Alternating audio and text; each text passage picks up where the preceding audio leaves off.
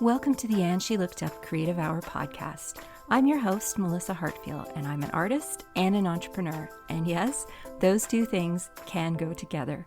This podcast is for the artists, the creatives, and the makers who want to find a way to make a living doing what they love.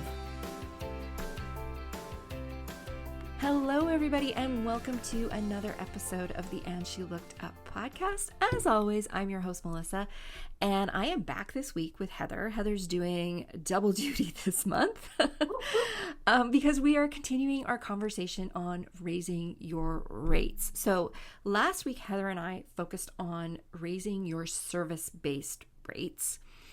And so if that applies to you, maybe you're a photographer, a designer, or something along those lines, and you work more from a service place, you might want to go back and listen to that episode if you missed it. This week, we're going to be talking about raising your rates on products and productized services. So if you're a designer or a photographer, this might still apply to you as well.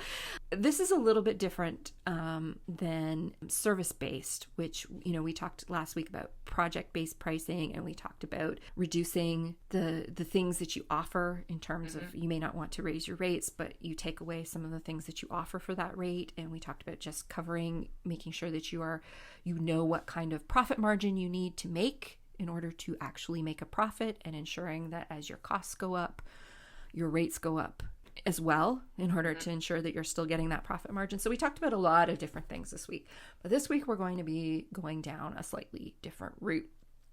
And this is where I personally am struggling quite a bit right now. Yeah, me too. As a graphic designer, I have project-based rates, which I am fairly comfortable working and negotiating and getting what I deserve. But I also offer product-like services that I really struggle with raising my rates. So for instance, it might be something, I do a fair amount of writing as well for clients. So I write newsletters, I write about pages and things like that. And I have rates for those. And I also have rates for things like Pinterest pins and social media graphics. So these are not things that are project-based. They're very, what's the word? It's like a task, but it's also, there's an end result. Like I have a pin. Yes, pin is done. Exactly. Yeah. You're buying a package, you're getting 25 pins for this amount of money. And it's something that I can almost attach an hourly rate to. Yes. Well, not almost. I can attach an hourly rate to. Let's just exactly. use proper language here, so that my brain. This is another thing. You need to use the proper language around pricing because your brain picks up on those subliminal messages. Yes. So yes, I can attach an hourly rate to those things.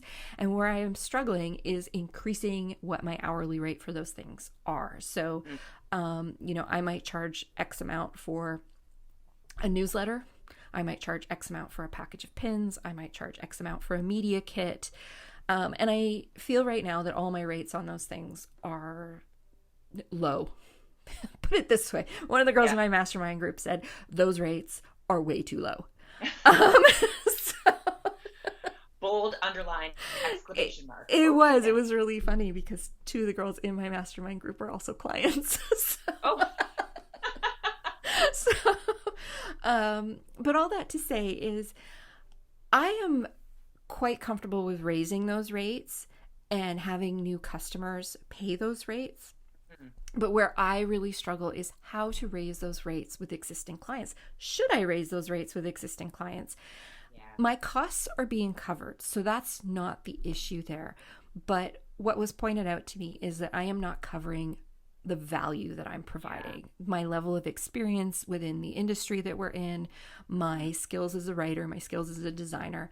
And that's where I really struggle from a pricing perspective. I can cover my costs, but I'm not good at valuing myself. And I think this is something so many of us struggle with. It's like, okay, it costs me $15 to do this pin package. Is $15 is really low for a pin package, and I'm really good at what I do. So charging $20 for that pin package. I'm making $5 on a package, but that's not good enough, really, for the value that I provide. And yet I really struggle with building in my value into the pricing. And so I know I'm not alone on this. I know just from talking to people that this is something we all struggle with. That project-based pricing model gives you a lot of flexibility, and I think it's not so concrete. So there's room where you are able to build your value in better. Totally. So with existing clients, what's the solution? Do I raise my rates 5% now and then 5% 6 months from now until I get them up to the point where they're paying what my new customers are paying? Yeah. Or you just pull the Band-Aid off and jump right in? Or should I, because they've been with me for a long time, and let's be honest, many of my new customers come to me through word of mouth, which is provided by these longstanding clients. Yes. Should they be rewarded for that value that they are bringing to me? So these are all the questions that I think play into our heads when it comes to raising the rates of specific types of services. Yes. And I one of the things that I like to think of, particularly in service, and I feel like I wrote it in an article quite a number of years ago for food bloggers, funny enough, but it's the old analogy of, somebody comes in, there's a problem with a machine, a boat, or whatever, and you hire the person to come in to fix it, and they stand there and they look at it, and then tink, one hammer hits one nail, problem solved, and you get an invoice for $10,000. And what? $10,000? Yes. $1 to hit the nail, $9,999, because I knew exactly which nail to hit and when. And I always refer back to that story, is that you're paying for the expertise, not the time it took. And so, but the time is a nice way to think of it, because I can do something ridiculously efficiently versus somebody else. So you doing pins, not only can you do it very efficiently, but you have 20 years of product description experience. You have advertising copy experience. You understand graphically what images need to work better. You know all of that. And so that experience, plus how long would it take for that person to do it themselves? And if you attributed an hourly rate to it and said, okay, well, this would take them 3 hours. If I say $100 an hour and I can do it in 20 minutes, it's so what that it took me 20 minutes. I saved them 3 hours. So this is what it's going to cost. Right? That's right. And if your hourly rate is $100 an hour, but your client's hourly rate is $200 an hour, and you've just saved them 3 hours, you have saved them $600. Correct. And they paid you $300. Yes. So that's a really good way to think about it. It's the same as we talked about last week, where we talked about subcontracting out things that, quite frankly, your expertise and knowledge are better used elsewhere. It's better to bring somebody in who would work at a lower rate than what you would bill out at. So yes, there is that. I think too, sometimes we forget that if we were in the corporate world and we wanted a raise, yes, you do get raises in the corporate world without asking, but they're usually very few and far between. I mean, the company I worked for, every year we got a cost of living raise. It would be 1% to 2%. So, and it was purely a cost of living raise. Like, we got it whether we asked for it or not. Yeah. But 1% to 2% is not, it's after taxes and everything, it's not very much money, right? No. If you wanted to make a jump in your salary, you had to go to your director or your VP or whatever level you were working at, and you had to make a case for it. And I think that's something that you can do with existing clients, is that you can make a case for the raise. You're not asking them for a raise. You're telling them that you're raising your raise. But these are the reasons why. Yeah. I think that's something that you can do. Hopefully your longstanding existing clients are longstanding existing clients because they see that you do provide them value. They're happy with your work. And hopefully you're happy with them as a client, right? That goes both ways. So there are different I know all the ways. I know all the ways that I can raise my rates, but it's pulling the trigger, right? I know. And I think especially for a product, it's so different. Like as we're talking, I'm thinking, okay, so I sent out a quote for a PR project the other day that was over $20,000. And it's for a months and months long project. There's going to be hundreds of hours invested in it. It's going to be a big project. And at the end of it, I don't even know if there's going to be any physical handover of anything. Right. But it's a big chunk of change. And I know when we get to the end of the project, they're going to be very happy and pay their bill and everybody's going to be happy. But then if I go to sell somebody a painting for $400 that they physically can't even wrap their arms around, for some strange reason, because there's like a physical object tied to it, being like, here you go.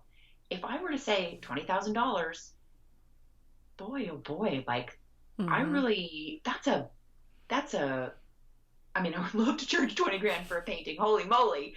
But like, and some of them, funny enough, for the hours that I spend on it, if I were to charge my hourly rate, it's worth 20 grand. Yep.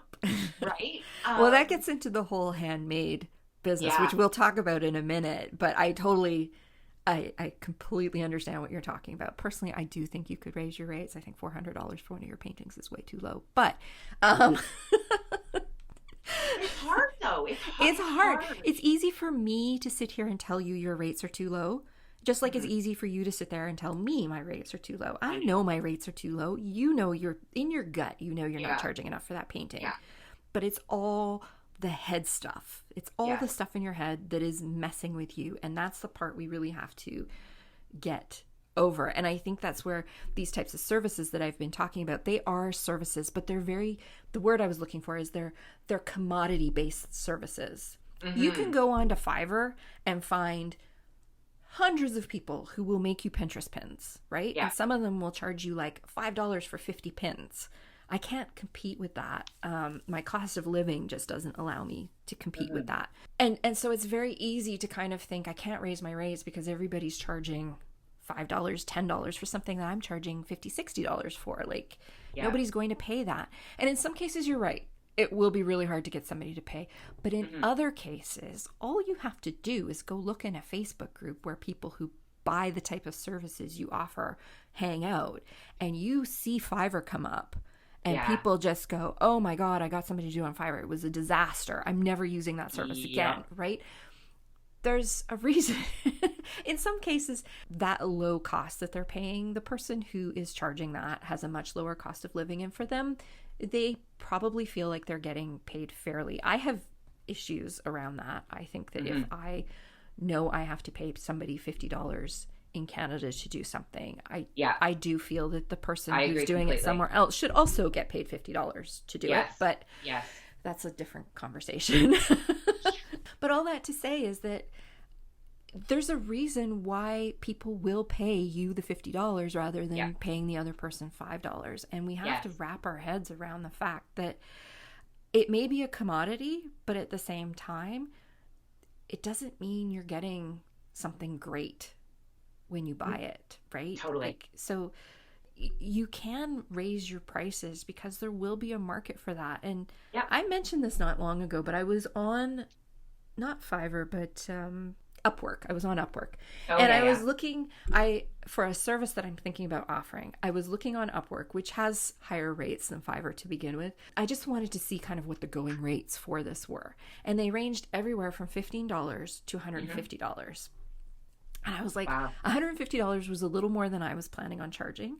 But I was super curious to see what this person charging $150, like in terms of how many jobs they had accomplished. Like, was it 5 jobs or more, right?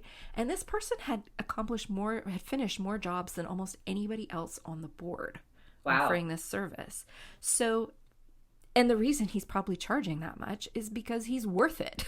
Yeah. Right? Yes. His customers are happy. It's like maybe they started out with that $15 person and was like, this is terrible. I'm going to the $150 guy. So all that to say is that just like the Mercedes and the Honda that we talked about last week, you know, there are people who they want the Mercedes.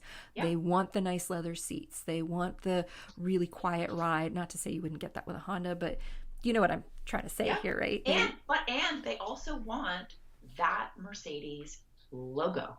And they want to be like Donna in Parks and Rec, you're messing with my Mercedes. Like, they don't refer to it as their car, it's their Mercedes, because there's branding with it, right? And it's not just a painting by a local artist in my room. It's a painting by local artist Heather Travis, right? And if I can get people to add my name to the end of it, there's going to be more value, like the brand equity in it. And I think that's the other, as artists and creative, if we devalue ourselves, other people will devalue ourselves. It was like what you were saying in terms of language. Like, you got to watch the language that you use for yourself. One of the things that I have tried to strip from my language is the word just. Me too. So that's a huge one. I use it all the time. Yeah. So I'm just going to strip that from my language.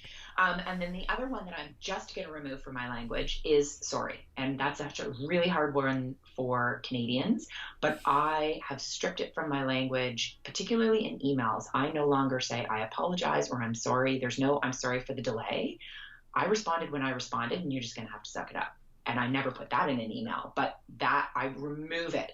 And because but use sorry when it's warranted. And that's exactly it. When I need to apologize and when I actually want to use the word. Let's be clear on that. Exactly. When I want it to actually have meaning, as opposed to simply just saying, like, throwing it into a sentence and sort of placating and and to me, using it, I apologize for my tardiness. That's devaluing myself. I'm saying I've let you down when, in fact, they didn't send me an email saying, where is it?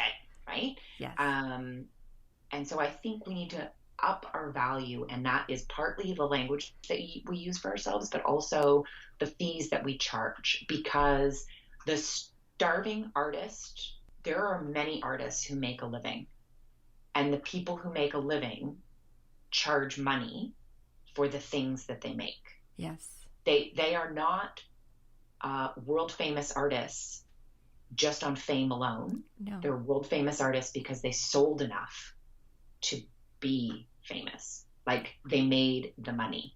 And I think we need to recognize that. Like, don't think just because you put a red splotch of paint on a piece of painting that you're Banksy, but like, you need to recognize your own value and not do it a disservice by putting a low price on it, because you saying my art is only worth or is just worth this much. See how that word just is such a negative intention? Yeah. Then everybody else is going to say it's just that much. Yeah. Whereas, and I think we need to celebrate the arts. And by celebrating it, I think that means assigning true value to it. Absolutely. I agree 100%. And this is where we all tend to get tripped up. And that's why I said last week that this is very much a mindset discussion. Mm-hmm. I mean, there's absolutely strategies for how you can raise your rates. And as I said, for something that's like a commoditized service, like some of the things that I do, really easy strategy to raise my rates with existing customers is, like I said, start with 5%. It's not a big deal. 6 months later, it's another 5%. And 6 months later, it's another 5% until I get them up to, I don't necessarily need to get them up to where my new clients are, because as I said, they have provided value. Those customers provide value in other ways, in like getting me new clients. Exactly. So, and I respect that. But at the same time, I don't want a huge discrepancy between the people that I work for. So I can do it in steps. I can do it all in one giant leap and explain to them the reason why, and know that there is a possibility I will lose some people. But you know what? If you're raising your rates to where they should be, you can take on less work because you're getting paid appropriately for the work you're doing. That's another bonus of raising your rates, is that you will lose people as you do raise your rates. That's something that will happen. But you will also bring on a different type of client in the end run. You're going to bring on a client who really does value the work that you do. Not to say that your old clients didn't, but maybe now you're just out of their budget, and that happens. That's a strategy for raising your rates in those terms. But I think the problem that we all have to deal with is, like, how do we wrap, so we talked about it last week, like that feeling of when you raise your rates and you're like, you want to throw up. It's really scary. And I just did this with a coaching project where I I have an hourly rate for coaching services, and a friend had told me I was way too low, and a new client came to me last week. I put my new rates out there, and they're like, okay, sold. Yeah. Perfect. And when I got the email sitting in my inbox, I was afraid to open it because I was afraid they were going to say no. That's way too expensive. And I literally sat in my inbox for 2 hours before I opened it. But, they said yes. And so that told me right away, like, you know what, you were pricing yourself too low, because there are people out there who immediately saw the value in what you were offering at this new higher price. Yeah. So, and I think too with products, and we touched on it a little bit last week in terms of me saying that my new product pricing strategy was to no longer offer discounts. And so to me, while that's not raising my rates, it kind of is, because I'm saying they're worth this much and they're not going to be discounted. And if they are discounted, you're being given that discount as a reward for loyalty and other things. And then as new products, I'm spoiler alert. Oh no, it'll be after. This is in April, right? Yes. Okay. So we're recording in March right now. Exactly. We record in advance and then they go up. So at the end of March, I will be launching, or I will have launched when you're listening to this, a brand new collection of what I'm going to be calling seasonal smalls. So you and I know that I paint very, very large scale things, but a demand has been made for smaller items of smaller size paintings. And so I've decided I'm going to fill that by creating a limited edition run of seasonal smalls. That's every quarter I'll release them. And the pricing strategy on that, while they're small, is, I would say, still a little bit higher than my pricing strategy on existing paintings that I have created, because this is the beginning of the change of all pricing is going up. And so I'm starting with one launch, and it's a totally different product than other things. So it's not like one thing's going to be 50 and everything else is $1 million, and you're like trying to figure out what the difference is.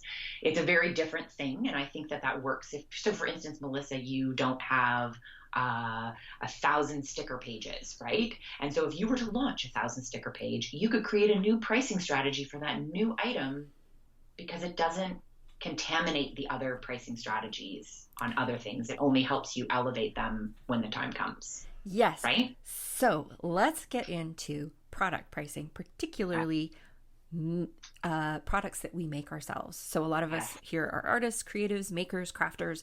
We make our own products. And so let's get into that right now. So this is an interesting one for makers, because I think a lot of us create work to sell, but we don't create it from the perspective that we're running a business. So somebody, and you just pointed this out with your $400 painting. You create this big, beautiful painting that I'm going to guess is probably like 3x4 or something like that, a big wall size painting, and you charge $400 for it.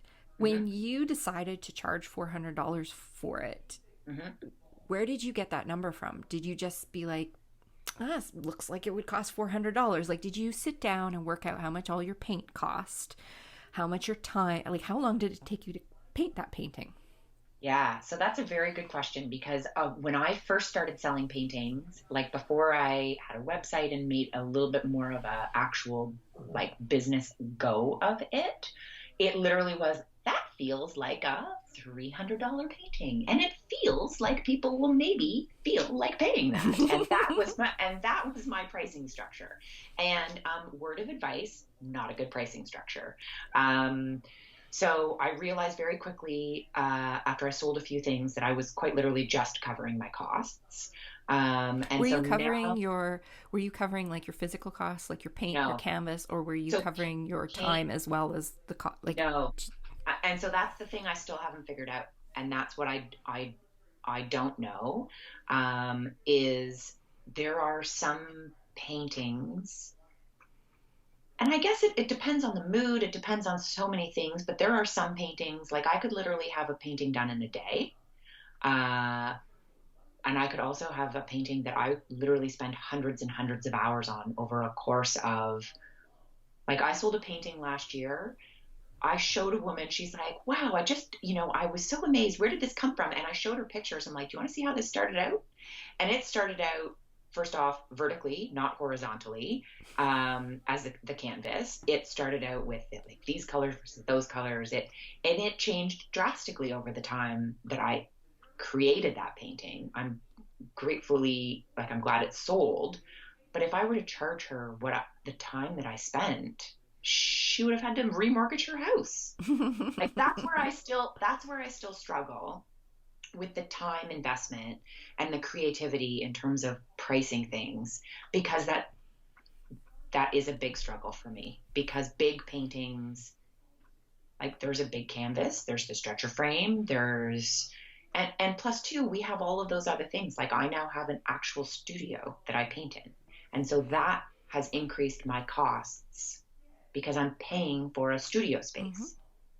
And so there's heat and rent, and like I need to sit on a thing. So if I need to sit down, I need to buy a chair, and that is a cost of business, right? Yeah. And if I want internet in that studio, there's a cost to that. If I want, and so all of those things, and while it's, part of my house, it's a separate studio, so those costs have started to go into it. That's why I have started looking a lot more critically at my pricing structure. But even still, that's something like, so great question, Melissa. You have been working on, and I love your new little doodles, the starfish and the octopus and like under the sea. Exactly. Yeah. I'm going to launch into song now, which is not what we want to have happen. But like when and I do it too, like you just you doodle, you just kind of fuck around, right? And sometimes magic happens when you're doing that, and sometimes it doesn't, but it gets you to a place that magic can happen, right? And so there's a value to those hours. How does that get factored into product cost? Oh, it's so interesting. So, I started out like I think most artists and creatives and makers start out. I made something, people liked it, and asked how they could buy it. So I opened an Etsy shop and I put things up for sale at a price that, I don't know, seemed good. I mean, I looked through Etsy to see if I was on the right track, to see if I was pricing my work, which, by the way, probably wasn't the smartest idea, because most things on Etsy are priced way too low. Yeah. But that's what I did, and I just put it out there, and, it was fine because I wasn't doing this to make my living. Right? But in the last year, I have decided that I really enjoy this side of my business, and I want to do more of it, and I want to sell my art, and I have plans for my art outside of just selling prints and things. So I actually took a program through the ladies who run the Product Boss podcast called Multi-Stream Machine, and I'm in the middle of it, and I just did the pricing unit. And oh my goodness, very eye-opening. And I am almost after you finished crying, was it eye-opening? I would have cried.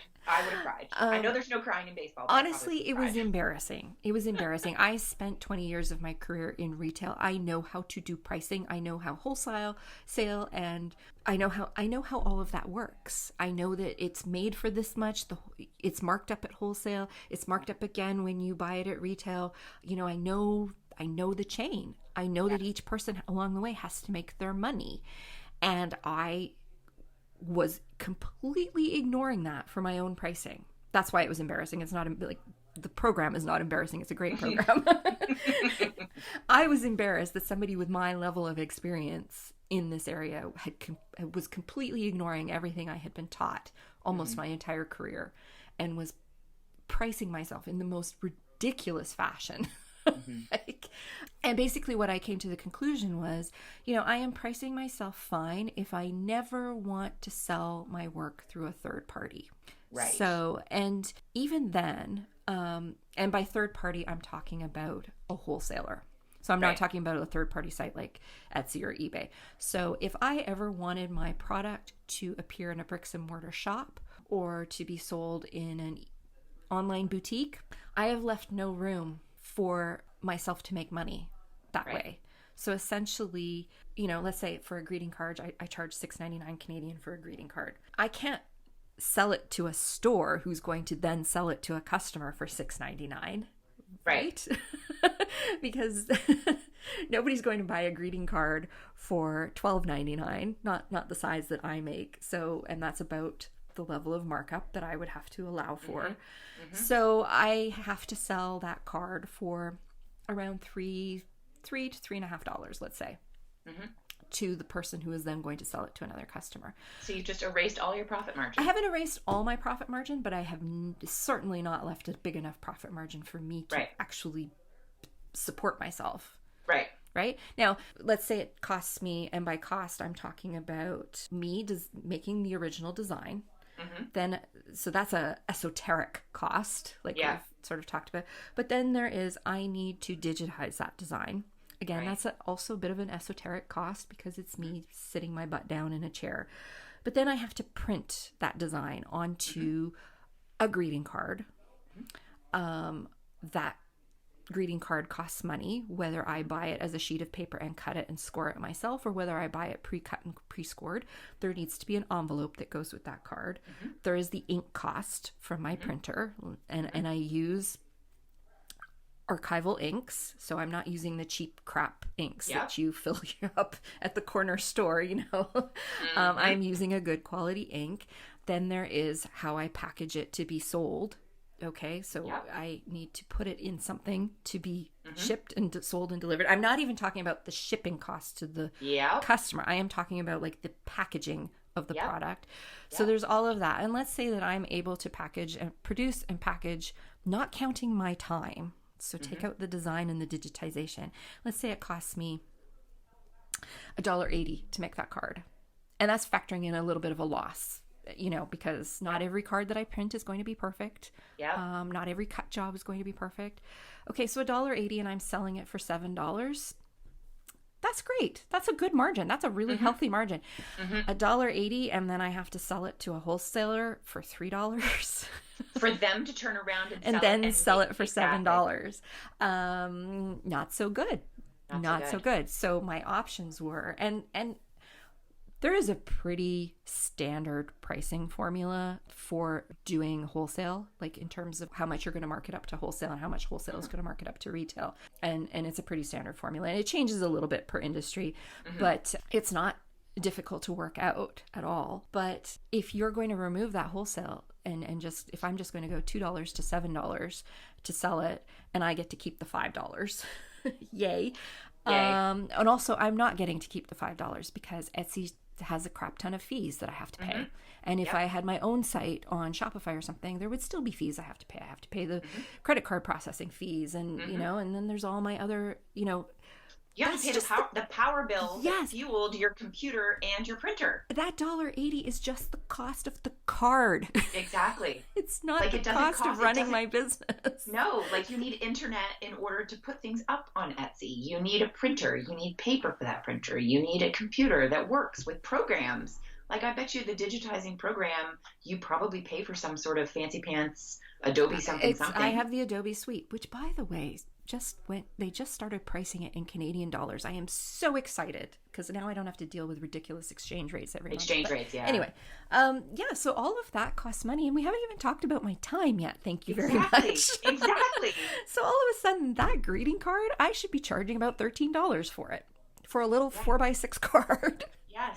And that I think is I think that's one of the things is the pricing that the market will bear. And I think as artists and creatives, one, we do ourselves a disservice by devaluing our work and not pricing it properly. But I also think, we as artists, I feel like I'm just as I'm saying it, I'm like, okay, note to self, Heather, I'm going to challenge you now to really, if I'm sending a card to somebody, I'm going to buy it from an independent artist and I'm going to pay $12 for that card because that's actually what a card is worth. So, and yet you probably won't find very many cards that are priced that high. Most of them will be in the $4 to $8 range. Right. So, and again, if I'm selling on Etsy, that's not a bad margin. but it just limits my options for where else I can sell it. And that's something you have to think about from a business perspective when you're a crafter or a maker, is like, where do I want to sell it? And how much margin have I left? And it was a really great exercise to go through, because I had to sit down, and they provided the spreadsheets and everything, like costing sheets. So I had to sit down and I had to work out, how much ink do I use to print the page, and how much does that cost me, and how much does it cost me for the paper, and how much does it, and I had to work that all out. And to be honest, that was something that for the previous year I had just been going by the seat of my pants. It's like, I knew I was making more than I was spending, but I didn't know how much. And then looking at it, and then, you know, as a handmade business, there is an expectation of how it's going to be packaged. And I always like to put a little free sticker or something in as a thank you. Again, all of those cost money. And now that I've worked it all out, I know how much that free sticker is costing me. Yes. And you really start to think about it a little bit differently. Obviously, if I'm selling wholesale, I'm not going to put the free sticker in. I'm not going to package, you know, I'm not going to ship the package out wrapped in beautiful tissue paper and all that kind of stuff in the same way. So there's that. But this is the thing, like, when you go on Etsy or all these other third-party marketplaces, it has really kind of commoditized what we do, particularly in certain niches. So a big one is the sticker niche. It's so competitive, because one of the ways that I can make more money, and we talked about this last week, is I can reduce the cost of the product. Right. I can figure out a cheaper way to make it. And this is where, when you're a maker and artist, you run against some big questions in your business. Like, do I want to outsource this to a factory that can make it for pennies, and then I could sell it at wholesale and make a decent profit, and then, you know, they can sell it at retail and make a decent profit, but is that who my brand is? Yeah. You know, I can no longer, if I do that, I can no longer say I'm a handmade artist, because I'm not. I am. It's like when you buy an Apple product and it says designed in San Francisco or whatever. Yes, it's designed in San Francisco. It's not made in San Francisco. Exactly. Like, it might as well say designed in my basement for all I. I mean, is that what I start to put on my packaging? And so this is a thing that you get into. Like, is that where you want? And one of the goals for my business here was values-based marketing, and being very intentional about how my products are made, how they're packaged, how they're shipped. And again, you know, I want the person, if somebody else is going to make my products, I want them to be paid fairly. And so that's something I need to think about as well if I do decide to outsource it. So will that save me very much money? Or what happens when I get up to the point where I physically can't produce the product fast enough, making it by hand? So these are all the questions as a handmade business that we're dealing with when it comes to our pricing. Wait, there's also stuff that we need to factor in too, right? Like if you were going to a show with your items, now instead of passively selling it on Etsy, you had to drive to that show. You had to pay for a booth space. You maybe had to get a Square or something so that you can process payments. Maybe you took the time off of a weekend job or taking time away from your kids or something for that day. Now, those cards, you're making less because that day costs you more than just the product. So I think that too, like, you need to think through, just as you were saying, like, what are the extension opportunities? How am I going to sell this? So if I'm going to spend 5 weekends at craft fairs, I need to work that into my pricing. What's gas to get to those craft fairs? Do I need to eat when I'm at those craft fairs? Like, all of those things go into that one little, and it gets very overwhelming. And I think that that's why we don't price ourselves, is one, it's overwhelming, and two, it's hard to think of all the things. It is. And you don't think of all the things when you're starting out. You don't think about, you know, like, I certainly wasn't. Let's just put it that way. No. You know, it was just I was sort of like pin the tail on the donkey. Exactly. Kind of. And I think one of the ways that you can, quote unquote, raise your rates in this kind of scenario is figure out how to boost your minimum purchase, or not your minimum purchase, but try it. So when I worked in retail, we had a metric. It was the shopping basket metric. Right? Yeah. How much was the average shopping basket. So the amount that went through the checkout, right? You always wanted your shopping basket to be high. You wanted people buying more stuff in one stop. And that's something you can think about as a crafter or a maker. Like, how can you, if somebody buys one $4 sticker from me, I have to put the same amount, almost the same amount of work into that as I do if they buy 3 stickers from me. Yeah. Okay. Or 500. Or 500. So, I'm not talking about wholesale at this point. I'm just talking about straight to consumer. So if somebody comes along and buys one $4 sticker for me, and I just had a whole bunch of these yesterday, I had to package up a bunch of single stickers. So I've got to print the sticker. They were already printed. Then I got to package each one. I got to put them each one in an envelope. I got to do the addresses, all that stuff, put the postage on, take it to the post office, etc. I have to do that 3 times for $12. Right. But if one person buys 3 stickers, again, $12 going in my pocket, I only have to do all of that nonsense once. Yeah. So that saves me time, because that's another thing you have to factor in when you're doing your pricing is how much time does it take to package? Because what if you hire somebody to do your packaging for you? So this is a way that you can kind of raise your rates, is give people bundle options. Yeah. Right? So you might have all these stickers for sale for $4 like I do, but what if you offer them a bundle rate? Like you buy 4 stickers. I think I have 5, I don't know. I have a bundle on my Etsy shop. I can't remember what it is now, but I do that for my greeting cards and my stickers. The idea being that I want people to buy more because I make more money that way. They're getting a bit of a deal, but I am saving my time. I am saving the amount of packaging I have to put together. I am saving on so many other things. I'm making the cost cheaper by them buying more. Yes. So I think that's a way that you can look at, and now I don't know how this would work in your case. People are not going to bundle huge canvases. Buy one $400 painting at a second one for only $399. No, and this is going to depend on what you sell and make, right? Yes. Because obviously people don't generally have a need for 10 4x6 canvases. We're talking feet here, right? Yes. Exactly. But maybe a hotel would. So, but this is, like, how else could you bundle your work? And I think too, the bundling, like I'm just thinking towards an event that I'm hosting next week, and it's the first time I've done it. It's a gallery wall, how to build a bitchin' gallery wall event. So it sort of goes towards my artistic but home decor side as well. And people have asked me I need your help. I need coaching. And so it's a service, but it's also a product because you end up with something at the end of it. And one of the ways that I realized I could address this so instead of bundling more dollars, I bundled people to get the dollar. So instead of, I'm hosting a 1-hour event. Currently there's 8 people registered. 8 people have paid $20 a ticket. Yay.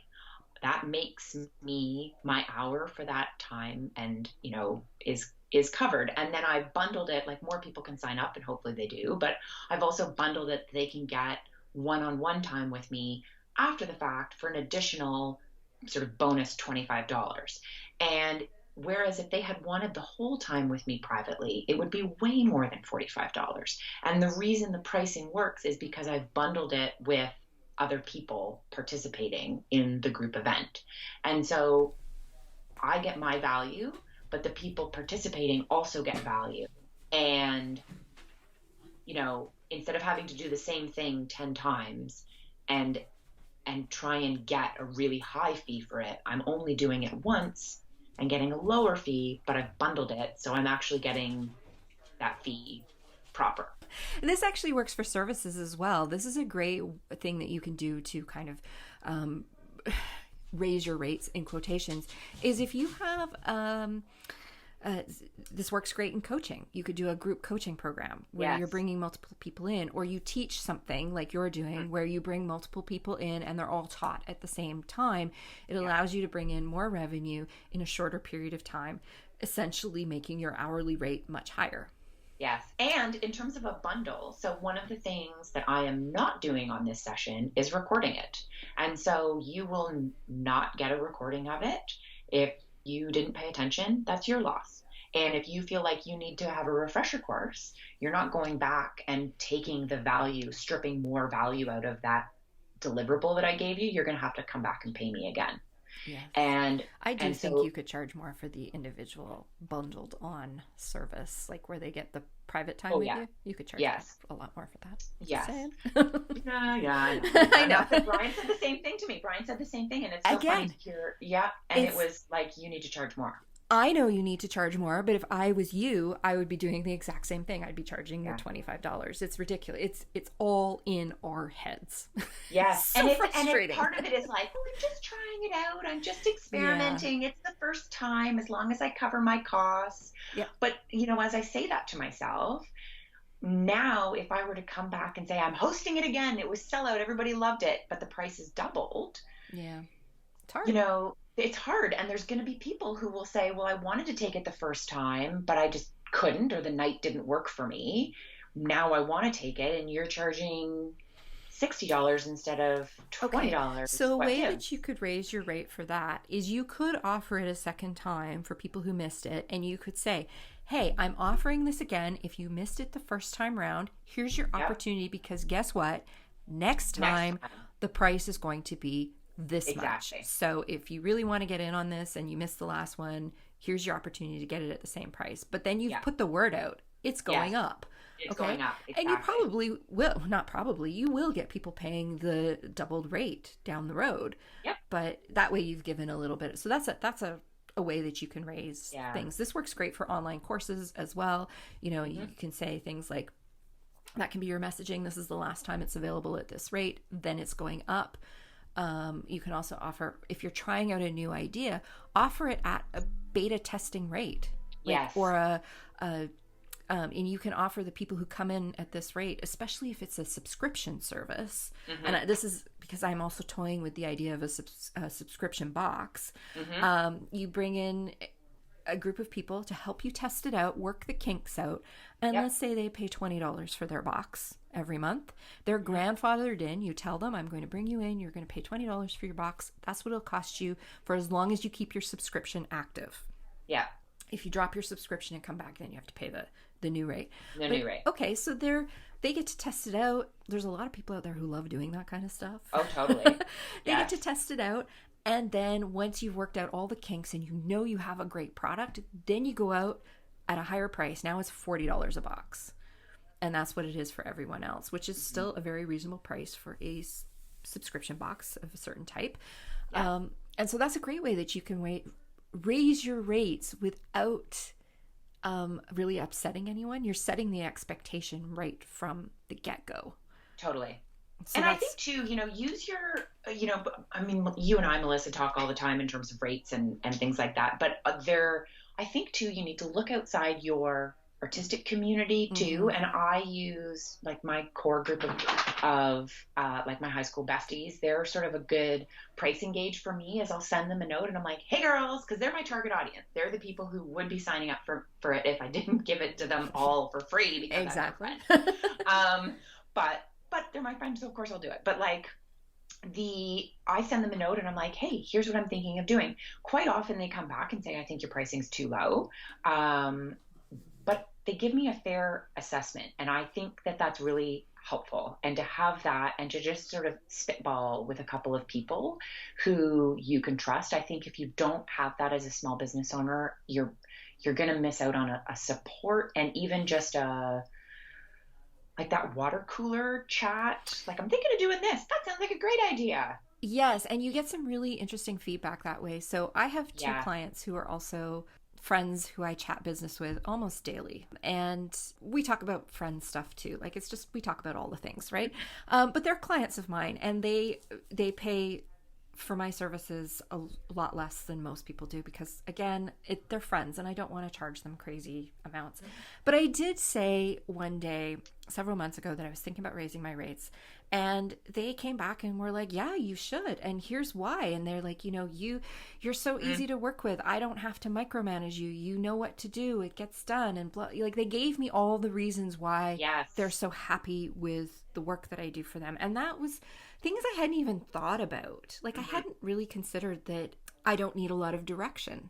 Yes. And yet for somebody, when you're hiring, that's the kind of person you want. You want somebody who kind of reads your mind and just does it. Right? Gets up and goes. Exactly. So having those people and going to them for that kind of feedback can really, boost your confidence, but also make you very aware of what the market will bear for what you want to put out there, and also show you where you provide value that is so much more than just I write your newsletter or I create your Pinterest graphics or I make greeting cards. Yeah. So those are, having that support group is huge. And they don't have to be clients. Like you said, it can just be your friends. Yeah. And the subscription box that I'm thinking about right now, I'm just throwing it out there to friends and like, is this something you would buy? What would you pay for it? What would you feel comfortable? How would you expect to get it delivered? Would you expect shipping to be included? All those kinds of things. It's a great way to kind of see if your idea will fly. Yes. And make you money. And I also think too, I think there's a starting phase where you sort of keep it to yourself and you talk to the trusted people, right? But they're also, and I've done it on my Instagram, use your audience, ask them, they're the people who are buying it. And so what do you want? What walls do you need to? So I asked very critical questions. How do you build your art collection? How do you do this? How do you do that? And that helped inform huge amounts of what I'm putting out in this year. Was, okay, you told me, and I responded to it. Yeah. And so, do your research. Do your research and use the people, right? Like my girlfriends follow me on Instagram too, but they are my girlfriends, and so their feedback is slightly different than what just random person who follows me who wants to buy my art might say, for instance. And so I need to hear and want to hear all opinions. And so I would say don't price yourself in isolation, because you can use the market research to really help guide you. And I'll say too, Melissa and I have been doing this for a long, long time, and we don't do it right yet. I don't think. We're still working on it, right? And and this is the thing to think about. We're both freelancers. We've both freelanced for a long time. We both make things. Make things based on our art, and we both have lengthy retail backgrounds where we worked with pricing every day, and it's a constant dance that you're doing constantly. And it just, you never feel like you've gotten it 100% right. And you're constantly tweaking and experimenting. And this is where I think it's so important for us as creatives that, if you just want to do this as a hobby for a few extra dollars, that's fine. There is nothing wrong with that, and enjoy the extra money and, put it towards a vacation or whatever. But if you are doing this because you love it and you want it to pay your bills, I think the lesson at the end of all of this is that you need to recognize, and that's what this podcast is all about, that you have to be a business person as well as an artist. Yes. I'm going to quote RuPaul here. You better work. Because we better work. Like that, if you want to be a business, you have to treat yourself like a business. I think until I got the studio, honestly, I had not put the critical business hat on as much as I needed to in that area of my, like, how I generate revenue. And it's only been this year that I've started to look at it much more critically. And it's because I had a physical space that I needed to justify. Like, it's very easy to forget about some of the hard costs when you're just making at the dining room table. But when you're physically leaving your house and going into a whole other space, that was like a a holy fuck moment, truly, in And the like, oh yeah. those are the things you have to think about fairly early on. Going through the pricing exercise in the course that I'm taking, again, like I said, super embarrassing given my background that I did not sit down and figure this out much earlier. But being forced to figure it out was a gift because it really opened my eyes. And that's something you need to do. You need to sit down and figure out what every little thing that touches that product costs. Yeah. And you need to figure out if that's the best use of your time. Yeah. Or what you could do to make it so that that product is bringing in enough so that you can pay your bills.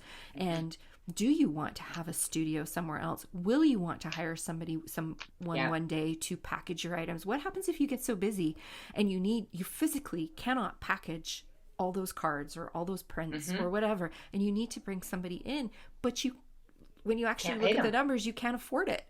Yeah. Exactly. That's not a good situation to be in. And it's easy to say, oh, you know what? I work out of my home studio. That's great. What if something happens and you have to downsize and you don't have your home studio anymore? Yeah. What, are you able to pay the bills on a separate building, or would you have to close up? Exactly. So those are the things you really have to think about when it comes to pricing your work. And we're talking about this in the context of raising your rates, because the reason we're talking about it is because it's pretty much guaranteed that you're not charging enough. You have not worked out your pricing properly, and you need to have a sit down with yourself and figure this out. And one of the best ways to do that is to start with your costing. Know what it costs you to make the things you make. And then if the numbers come back and they're gross... That's, it's easy to sit there and go, oh no, why am I even doing this? But that's when you need to put your creative artist hat on and start thinking about ways that you can make the numbers not gross. Yeah. And so in your case, that meant I'm going to start providing education, group education, where I can make really good money that offsets some of my other costs. Yeah. In my case, I'm looking at how can I bundle things, right? And doing, it cost-wise, I can produce a monthly subscription box and also guarantee some monthly revenue. Yes. For less than if I am focusing on selling individual products. And, I make stickers because they're fun and I like them. But it's a super saturated market and I don't make very much money on them. And so maybe I need to focus more on my prints, which do make me good revenue and which I could sell at wholesale. Right. So those are the types of things you need to start fooling around with to figure out how you can raise your underlying rate so that you are bringing in enough money to pay the bills. Yes. And think through, and this is where my seasonal smalls launch is coming in, is that I'm trying to figure out ways to make money more efficiently, still doing the thing that I love to do so that when I do get the large commission, I can justify the rate that I get paid for it. But there's also still some protection that has been offered by the other products that I've because I think pricing strategies, we tend to think of it as an overall, but if you have a variety of products, just like you said, your prints make you more money than other things, but it's not like the pricing on them is completely out of whack versus your other products, right? It's just the input cost and the way it works out that item makes you more money. And so if you can figure out which items do make you more money, or that the ones that the investment in your time is minimal, that you can add that time to something else. That's where, and funny enough, as we're talking, I keep going back to the episode that we did on making $100, because I feel like that's a fun exercise. If you're trying to raise your rates and you don't know where to start, maybe figure out a project that is just to make you $100, but figure out how you can make that the most profitable $100. That's an interesting twist on that, isn't it? Yeah. Yeah. I like that.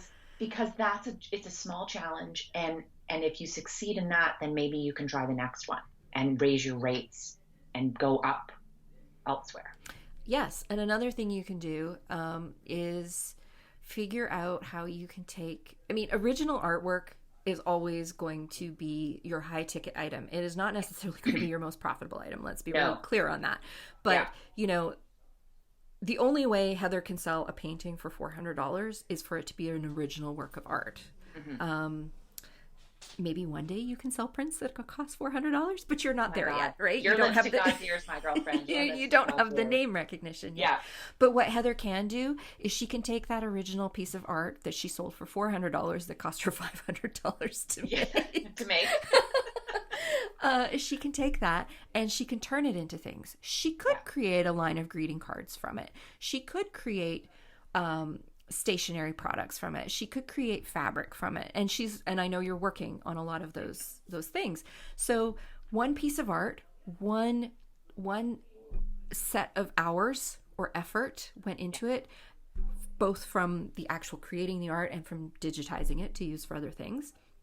And now all of a sudden she's able to make money off of that one piece of art in so many different ways, through licensing, through product creation. So that's something to think about. That's one way to offset the cost of your time and effort, is figure out how you can commoditize it.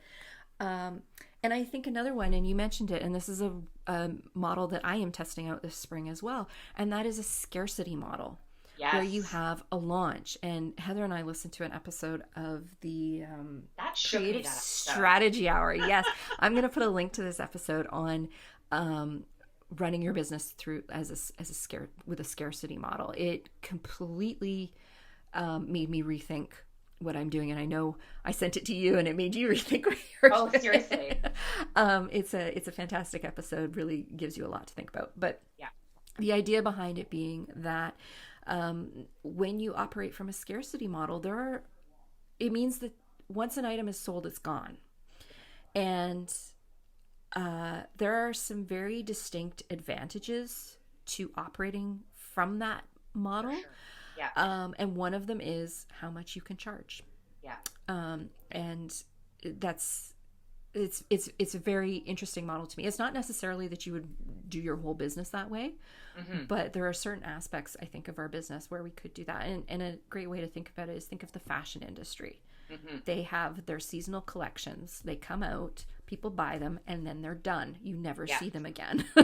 Hence my seasonal smalls. Like once it's out and they're once they're gone, they're gone. And what you might decide to do is, like, the one that sold the fastest, maybe you bring that into your year-round collection. But the others are gone.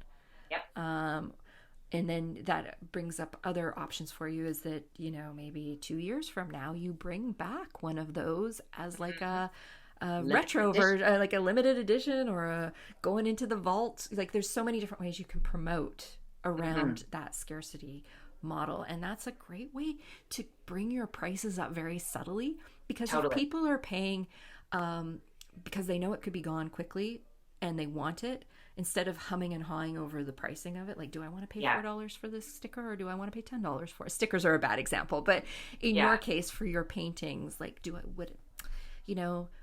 maybe before they would have paid $25 for it, but now knowing that it's going to be gone really quickly, they're willing to pay $50 for it.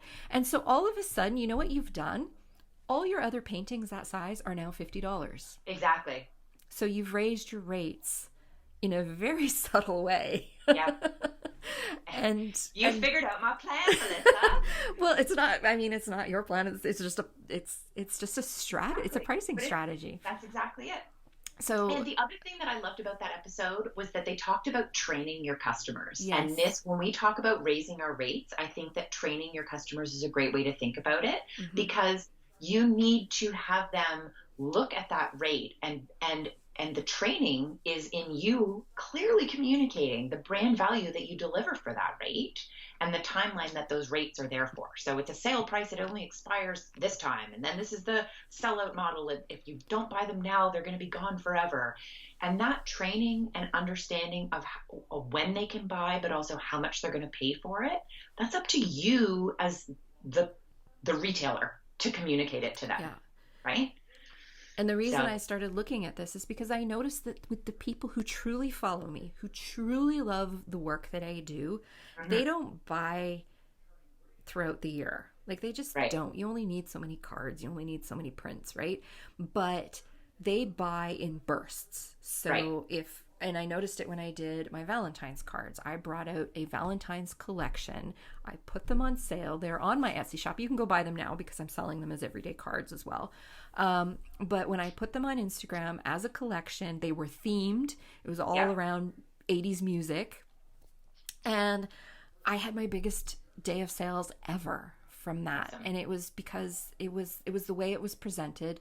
It was a collection. It was like for a very specific thing, and I was just putting it out there all at once. And so it's definitely a model I'm going to be experimenting with more, because I think it has the potential to bring me a lot more revenue than somebody buying a random card here and there on Etsy. So yeah. I think, I mean, not that I want to summarize our entire, last week's episode. Sorry, I'm going to close my door. The dog is making a lot of ruckus. Hi, Eddie. Exactly. Apparently there's somebody walking past us. Is that whether it's your service rates or your product rates, first off, we all know categorically we all should just raise our rates, full stop. Again, finish finish exactly, go raise your rates 5%. Go raise your rate. But I also think you need to recognize that there can be different rates for different projects. And so don't think of it as a categorical, everything needs to raise up. You don't walk into the grocery store and every single thing is more money. It feels you like walk it in sometimes. and some things are more money and some things are the same as they were last week. And sometimes prices go down at the grocery store. Exactly. And so you don't think of your product assortment or even your service assortment as something that categorically everything needs to go up 10%. Maybe a couple things need to go up 10%. Maybe one thing needs to go up 50%. And maybe a couple things can stay the same. Yeah, absolutely. So don't think of it as like an all or none, or I need to raise my rates, full stop, all things. Maybe start like with what I'm doing, that you ease into it and you train your customers to expect different things slowly over time. And, you can raise rates on some projects and not on other projects. Don't feel that it needs to be an all or one thing. But I should say you should feel like your rates are too low, because I bet you every person who's listening to this is like, yep, I could raise my rates. Mm-hmm. Yeah.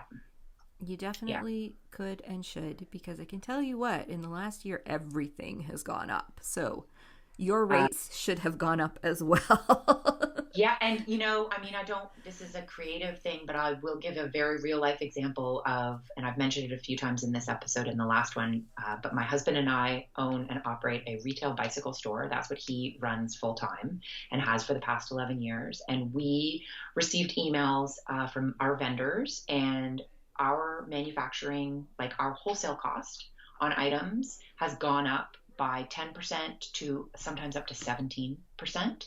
That's our wholesale cost. Mm-hmm. So we then have to obviously translate that into what the retail cost is going to go up. And as I was saying, our cleaning costs went up, PPE costs, all of those things. Yeah, it's going to cost you more money for service this year. Yeah, it's going to cost you more money because that's what's happening. Prices went up. We're in a global pandemic. And I don't think that just because you make a sticker or a painting, that in a global pandemic, the costs of those things are immune.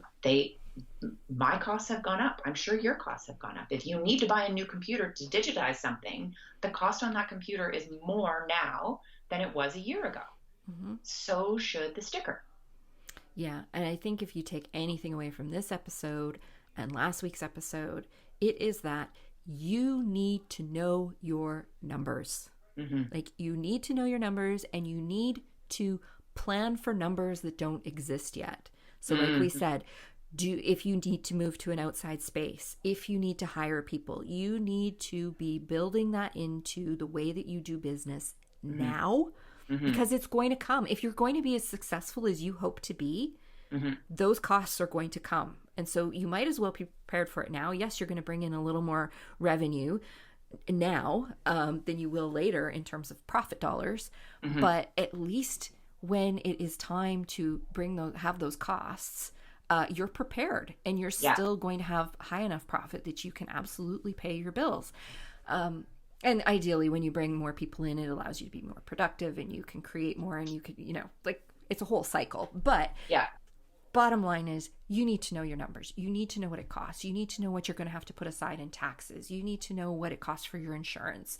Do you need insurance? I'm going to go out on a limb and say that probably for a lot of us who create things, we probably do need some kind of insurance. And if you work out of your home, do you know what that impact that has on your home insurance? Like, there's a lot of things you need to think about, but you need to know, bottom line is you need to know your numbers. You need to know what it costs you to make that thing that you're selling or to provide that service that you're giving. You need to know, you need to know your numbers, and you need to know what the number is that you need to live off of. Is it 37%? Is it 45%? And that number needs to be plugged in. And every time a cost or something goes up, your price needs to be adjusted so that you're still hitting that 37 or 45 or whatever your magic number is. You know, and like we said, maybe those prices don't all need to go up at the same time, but for Pete's sake, you need to know your numbers. And as artists, sometimes we don't like to do those things. I know. But this is also where a bookkeeper or an accountant can really help you out, particularly a bookkeeper. Bookkeepers are really good at seeing the day-to-day and highlighting to you. And to be very clear, I don't use a bookkeeper in my creative business because I'm not there yet financially, but I do use one in my other business that, my bigger business that we're in the process of selling. And she's constantly pointing out ways that we could do things a little differently or a little better to ensure that we're everything from bank fees to just a system, because that's what bookkeepers do, and they tend to be much more involved in the day-to-day than your accountant would be. Yes, who just sort of looks at things once or twice a year, and kind of make sure you're going in the right direction. But the bookkeeper's the one who's immersed in it day-to-day, and they can really help you, even if it's just to get yourself set up, you know, so that you have all the reports you need, and then you just have to go in and look at them once a month. Yes. So that you know your numbers. I will say, and I hope it's okay for me to make a shameless plug because I use their services, but I have worked with a group out of Toronto called the New School of Finance for quite a number of years now, and they specialize in sole propers. So people who are sole proprietors, have their own business, and in particular, they specialize in people who are creatives. So they understand, for instance, like when I have sparkles as a write-off, they know that that is a legitimate write-off for my business.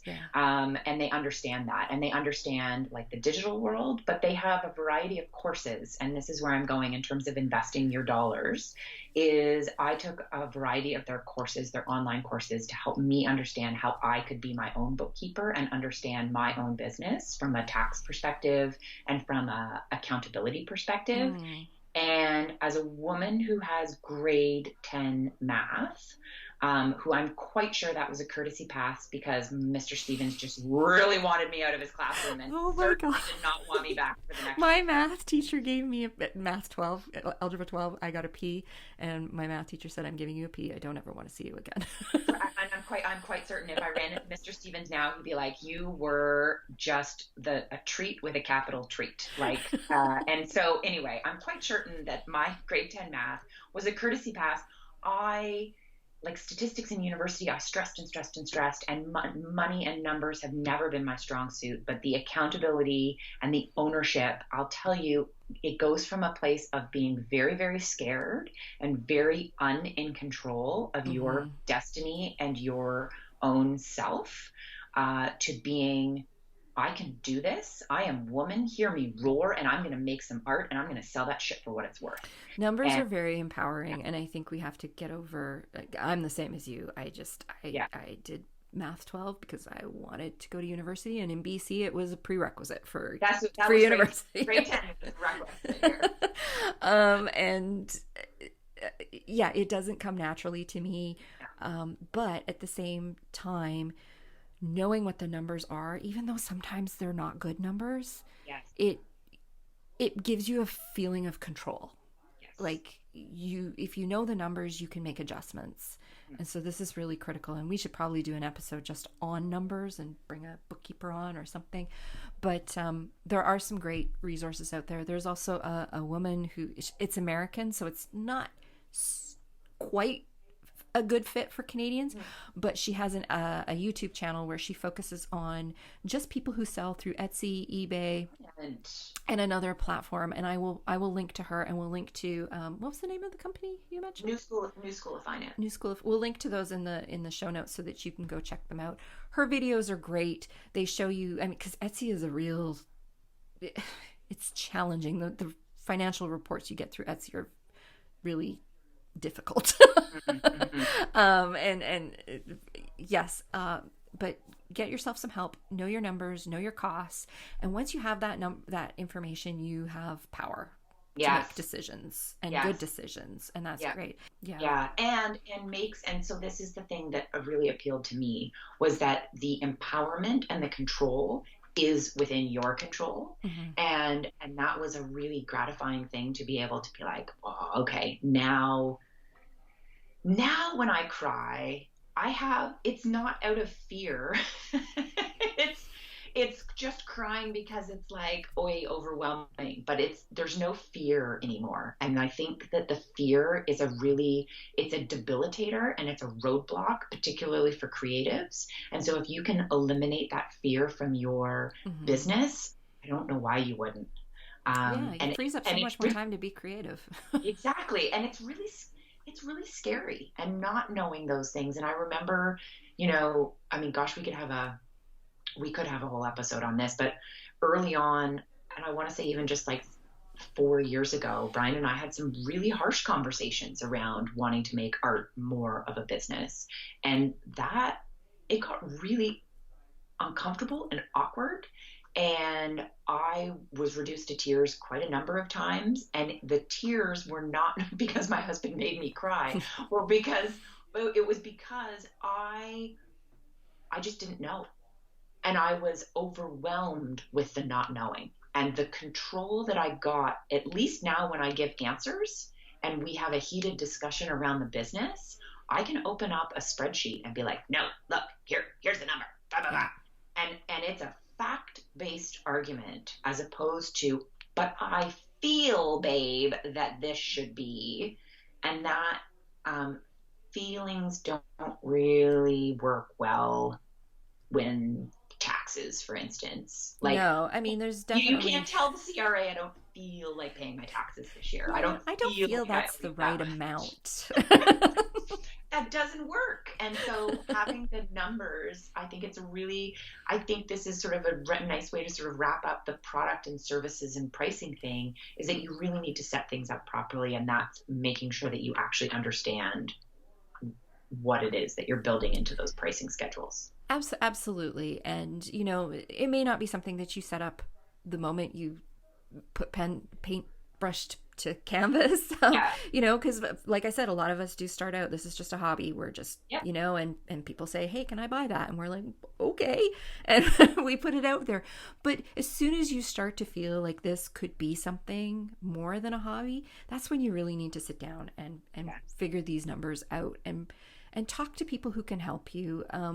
A bookkeeper is so much less expensive than an accountant, and they can really help you get on the right track from the get-go, just in terms of making sure that you have your system set up properly and that you're identifying all the costs. It's easy to miss costs too when you're starting out. Like, you just don't think of some of these things because they're just part of your process. So it's like you don't think about, like, the one for me that I didn't think about was ink. Like, I was thinking about like the envelopes and the packaging and all that, and I wasn't thinking about the ink because it's just so part of the process. And it's like, oh, but I have to buy cartridges, because you're not replacing the cartridge every time you print. You're replacing it every month or whatever. So so those kinds of things can take a little while, but a bookkeeper could have pointed that out right away. Hey, don't forget your ink. So, and I would say, like, if you are a hobbyist and you're listening to this podcast trying to figure out if you are going to go into more of a professional creative role, before you get your logo done, before you build a website, you should look at all of this stuff.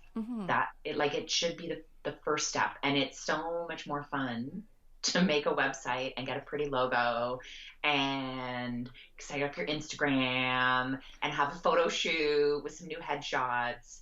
But all of that costs money. And if you don't know what you're doing with that, you could really get yourself into a lot of hot water. So yeah. Definitely. Just sort that out before you start spending money.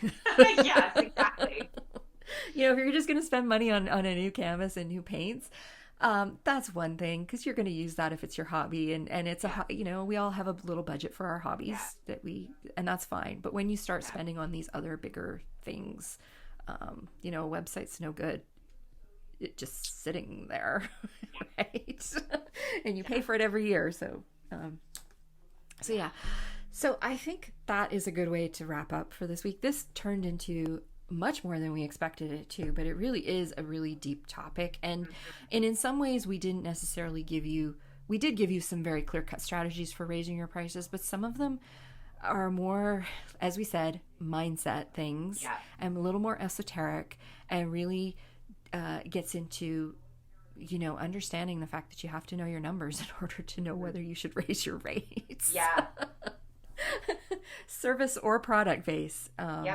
And so that's really important. And all of these things, pricing is a huge topic, and we've done other episodes on it. I will link to those in the show notes.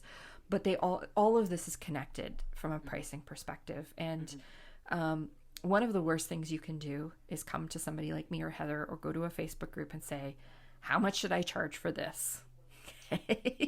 Exactly. If you don't know your numbers, you have no idea how much you should charge for it. And that you'd get a really smart ass response from me, which is like, how big is love? I don't know. You tell me. Like, you tell me how much you should charge for that. I'll tell you how much I want to charge for it. So hopefully these last couple of episodes have shown you that there's a lot of things that go into pricing, and it's individual to your business and your situation. Yes, there are market norms for all of these things, and there's a range in there that you have to fit into, but there's a lot of flexibility within all of that. Totally. Particularly if you're really good at what you do. Yeah.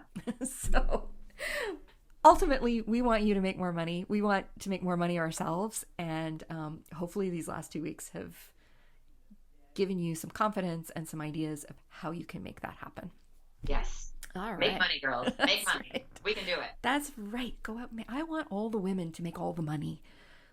I want men to make money too, but come on, ladies. We just need to get better at this. We need to have a little more confidence in what we're doing. Absolutely. Yes. And I think funny enough, it's like stripping that. You and I talked about the language stripping out. One of the other things, and I don't want to dwell on it because I know we've rambled on for a long time, but another word, funny enough, in terms of pricing strategy is stripping the word free from your vocabulary, because nothing is free.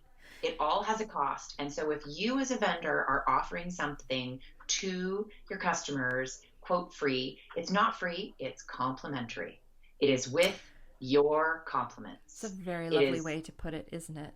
It is not free. It's a gift. With my compliments. That's and right. So, and I think then too, it attributes a value to it, because this is not a free item. No. It is a complimentary item. And so a gift is a good way to think about it. Exactly. We can spend a lot of money on gifts. Exactly. Mm-hmm. And so it's not free shipping. It's complimentary shipping. Yes. It's not a free sticker. It's a complimentary sticker. And that, in terms of the language, it assigns value to the item, whatever that item is. And it's also a more positive word. I hate the word, free just is it's cheap to me, you know? Yes. Yeah. Very true. Yes. All right, everyone. Thank you for joining us this week. We will be back. Well, I'll be back next week. Heather will be back. Heather will be back in a month. I'll be back in a minute. So we'll see you all next week. Thanks for joining us, everyone. Bye. Thank you so much for joining us for the And She Looked Up Creative Hour. If you're looking for links or resources mentioned in this episode, you can find detailed show notes on our website at andshелookedup.com. While you're there, be sure to sign up for our newsletter for more business tips, profiles of inspiring Canadian creative women, and so much more. If you enjoyed this episode, please be sure to subscribe to the show via your podcast app of choice so you never miss an episode. We always love to hear from you, so we'd love it if you'd leave us a review through iTunes or Apple Podcasts. Drop us a note via our website at andshелookedup.com or come say hi on Instagram at andshелookedup. Thanks for listening, and we'll see you next week.